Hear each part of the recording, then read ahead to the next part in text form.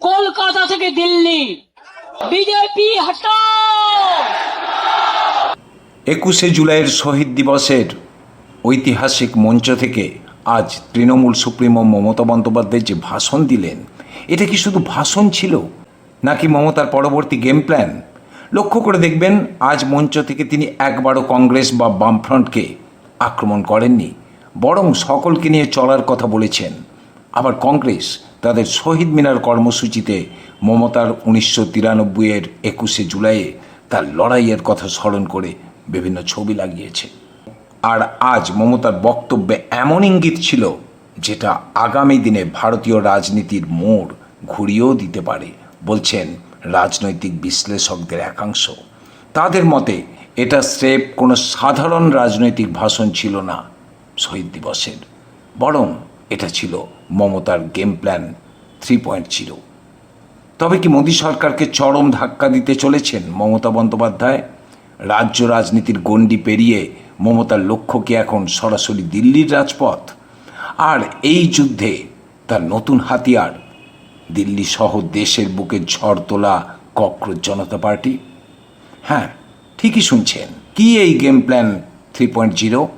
আর কেন এই মাস্টার স্ট্রোককে নিয়ে উন্মাদনা দেখা দিয়েছে যুব সমাজের মধ্যে? জানতে হলে ভিডিওটি শেষ পর্যন্ত দেখুন। আমি তারক ঘোষ, আর আপনারা দেখছেন ভয়েস 9 বাংলা। যুব সমাজ, ছাত্র আন্দোলন, সমস্ত বিরোধী দল এবং ইন্ডিয়া জোটকে নিয়ে একটা বিরাট দেশ বাঁচাও আন্দোলনের ব্লুপ্রিন্ট তৈরি করে ফেলেছেন মমতা। তাই কি তিনি কি শিক্ষাক্ষেত্রে দুর্নীতি ও প্রশ্ন ফাঁসের বিরুদ্ধে দিল্লিতে আন্দোলনরত ককরোচ জনতা পার্টির পাশে দাঁড়াতে চলেছেন? এরকমই ইঙ্গিত তিনি আজকে দিয়েছেন। তবে কি মমতার লক্ষ্য এবার রাজ্য রাজনীতিতে নতুন করে নিজেকে প্রতিষ্ঠিত করে দিল্লির লড়াইয়ে অংশ নেওয়া? কিন্তু প্রশ্ন হলো, 2029-এর অনেক আগেই কেন হঠাৎ রাস্তায় নামার এই রণকৌশল? কি লুকিয়ে রয়েছে মমতার এই নতুন মাস্টার স্ট্রোকের পিছনে? চলুন ভিতরের খবরটা জেনে নেওয়া যাক। দেখুন, রাজনীতিতে শেষ কথা বলে কিছু হয় না। আজ সকাল 10টা পর্যন্ত যারা বলছিলেন মমতা শেষ, তারা স্বীকার করুন বা না করুন, দেখেছেন যে মমতার পাশে এখনও তৃণমূল কর্মীরা রয়েছেন। বলছেন যারা এসেছেন মমতার এই শহীদ দিবস অনুষ্ঠানে, তারা বলছেন রাজনৈতিক বিশ্লেষকদের একাংশ, যারা ভেবেছিলেন তৃণমূল ভেঙে ঋতব্রত ব্যানার্জির দল বদল আর শুভেন্দুর মুখ্যমন্ত্রী হওয়ার পর মমতা একেবারে একা হয়ে গেছেন, তাদের চোখ খুলে দিয়েছে আজকের এই সভা।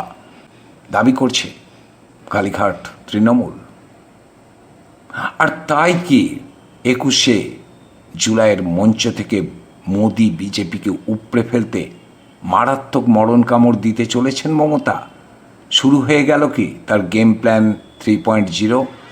দেখুন, আজ মমতার ক্ষমতা নেই, তিনি মুখ্যমন্ত্রী নন, পাশে বিধায়কদের বড় অংশ নেই, সাংসদদের বড় অংশ চলে গেছে।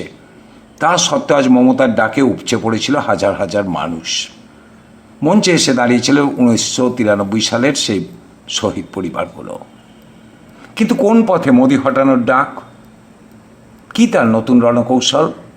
যেটুকু জানা যাচ্ছে, 2029-এর লোকসভা ভোটের ভরসায় বসে না থেকে তিনি এখনই অল আউট আন্দোলনে নামতে চলেছেন। জেলা গ্রাম তো বটেই, তার আন্দোলনে দিল্লিও গুরুত্বপূর্ণ ভূমিকা নিতে চলেছে। অর্থাৎ রাজপথ শুধু পশ্চিমবঙ্গের নয়, রাজপথ দিল্লিরও। তার এই আন্দোলনের মূল হাতিয়ার হলো দেশের যুব ছাত্র শক্তি। কেন্দ্রীয় সরকারের শিক্ষা দুর্নীতি, একের পর এক প্রশ্নপত্র ফাঁসের অভিযোগ আর বেকারত্বের বিরুদ্ধে দিল্লি সহ সারা দেশে যে ছাত্র আন্দোলন, মমতা সেই ছাত্র আন্দোলনের সাহায্য নিতে চলেছেন কিংবা ছাত্র আন্দোলনকে সাহায্য করতে চলেছেন। আজ মঞ্চ থেকে তিনি স্পষ্ট ঘোষণা করেছেন, দিল্লিতে আন্দোলনরত ককরোচ জনতা পার্টি এবং যুব সমাজের পাশে দাঁড়িয়ে তিনি এবার দিল্লির রাজপথে পা রাখতে চলেছেন। কলকাতা থেকে দিল্লি, বিজেপি হটাও, বিজেপি হটাও। আমরা সারা ভারতবর্ষে ইন্ডিয়া জোট নিয়ে লড়াই করি, বাংলাতেও করি। আমার কারো প্রতি কোনো ইগো নেই। সমস্ত বিরোধী দল ইন্ডিয়া জোটকে নিয়ে তিনি দেশ বাঁচাও স্লোগান তুলেছেন। আজকের মঞ্চ থেকে তিনি বিজেপি হটাও দেশ বাঁচাও স্লোগানও তুলেছেন। আর সেটা দেখেই রাজনৈতিক বিশ্লেষকরা বলছেন মমতার লক্ষ্য এবার দিল্লি। তিনি কি তবে কোনো উপনির্বাচনে দাঁড়াতে চলেছেন লোকসভা? এটা এখনো জানা যাচ্ছে না, কিন্তু মমতা আজ নিজের মুখেই তার পরবর্তী গতিপথ কিছুটা জানিয়েছেন। আর রাজনৈতিক বিশ্লেষকরা বলছেন এটা মমতার নিখুঁত মাস্টার স্ট্রোক। তিনি ভালো করেই জানেন মোদী সরকারকে যদি 24 ঘন্টা চাপে রাখতে হয় তবে সংসদের ভিতরের চেয়ে রাস্তার লড়াই অনেক বেশি কার্যকরী। নিজের রাজ্যে ক্ষমতা হারানোর ধাক্কা সামলাতে মমতা কি তবে এবার জাতীয় স্তরের সেনাপতি হতে চলেছেন? যুবকদের ক্ষোভকে ভোট ব্যাংকে বদলে 2029-এ তিনি কি বিজেপিকে ব্যাকফুটে ফেলতে চাইছেন? এটাই কি মমতার আসল ব্লুপ্রিন্ট, নাকি এর পিছনে আরও বড় কোনো চাণক্য চাল লুকিয়ে রয়েছে? রাজনৈতিক মহলের অন্দরের খবর মমতা বন্দ্যোপাধ্যায় খুব ভালো করেই জানেন। রাজ্যে শুভেন্দু সরকারের পুলিশ প্রশাসন, ইডি, সিবিআই তার দলের ওপর চাপ বাড়াবে। আর এই রাজ্য স্তরের চাপ থেকে বাঁচতে এবং নিজের কর্মীদের চাঙ্গা রাখতে মমতা আক্রমণকেই সেরা রক্ষণ হিসেবে বেছে নিয়েছেন।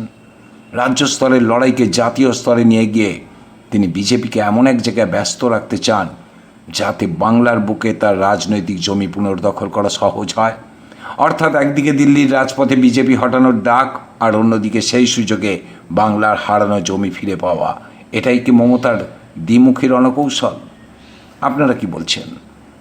মমতা কি নতুন করে আবার স্ট্রিট ফাইটার হিসাবে উঠে আসতে পারবেন, নাকি এগুলো তার কেবলই ভাষণ মাত্র? লিখুন কমেন্টে। দেখতে থাকুন ভয়েস 9 বাংলা, মানুষের সঙ্গে, সত্যের পক্ষে।